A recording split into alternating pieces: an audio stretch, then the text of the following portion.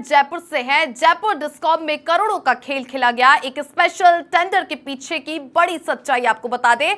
Messrs बनवारियान informative के साथ हुई है TN 549 की सौदेबाजी। डिस्कॉम अधिकारियों ने सौदेबाजी होने के बाद ये टेंडर निकाला था। इसके लिए अधिकारियों ने टेंडर में मनमर्जी की शर्तें लगाई। फेसिंग कार्य के लिए आमंत्रित किया 46.73 करोड़ का टेंडर और टेंडर में बनवारिया इंफ्रा के अलावा 6 अन्य फर्मों से भी यहां पार्टिसिपेट किया गया।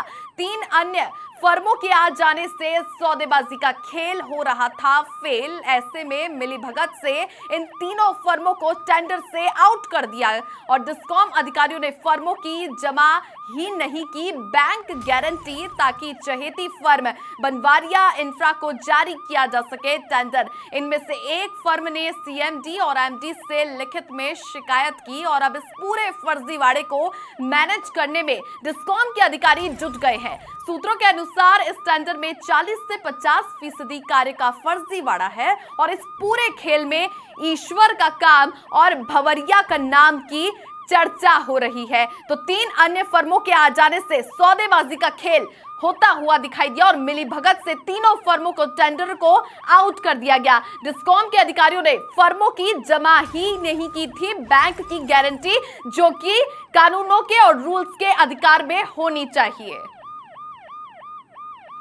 हमारे सहयोगी वरिष्ठ संवाददाता जितेंद्र शर्मा फोन लाइन पर जुड़ चुके हैं। जितेंद्र जी, फर्जीवाड़े का खेल खेला जा रहा है और ऐसे में यहां एक फर्म के बाद अन्य 3 फर्मों के आ जाने से सौदेबाजी का खेल फेल हो रहा था। इस पर पूरी जानकारी।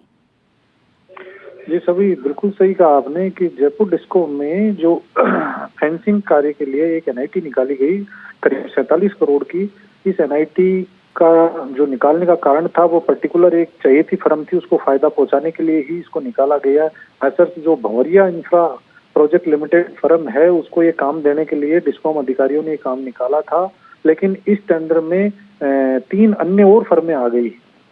टोटल इस टेंडर में 7 फर्में आई, उसमें से 4 फर्में मैनेज थी और 3 भारी फर्मों के आ जाने से डिस्कॉम अधिकारियों का पूरा खेल फेल हो गया था। तो उन्होंने इन फर्मों की जो बैंक गारंटी होती है उसको जमा ही नहीं किया और इनको टेंडरों से बाहर कर दिया इन फर्मों को। ऐसे में इन फर्मों ने जो CMD है और MD है जयपुर डिस्कॉम को, उनको लिखित में शिकायत की है और उन्होंने यहाँ तक कहा कि अगर विभाग में उनकी सुनवाई नहीं होती है तो इस प्रकरण को वो लेकर न्यायालय में जाएंगे और जो उनके साथ जो अन्याय हो रहा है उसको नहीं होने देंगे, क्योंकि ये सारा खेल डिस्कॉम अधिकारियों ने एक फर्म के साथ मिलकर किया है और इसके पीछे कई बड़े अधिकारी हैं जो इस पूरे खेल में इन्वॉल्व है। जी बिल्कुल जितेंद्र, तो ये भंवरिया इंफ्रा, इसके यदि बारे में पूरी जानकारी दी जाए तो ये जरा बताइए।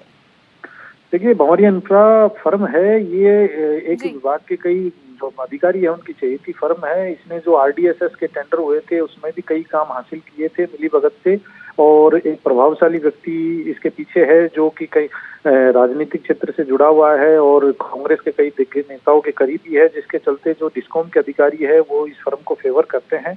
और अभी ये स्पेशली ये जो फेंसिंग का कार्य है ये इसी फर्म के लिए निकाला गया है, जिसमें करीब 40 से 50% का फर्जीवाड़ा है। वो इसीलिए इस फर्म को देना चाह रहे हैं कि ताकि मोटा फायदा इस चहेती फर्म को पहुंचाया जा सके। जी जितेंद्र जी, अभी CMD और MD ने लिखित में शिकायत कर दी है और फर्जीवाड़े को लेकर अब क्या आगे कार्रवाई होती हुई दिखाई देगी?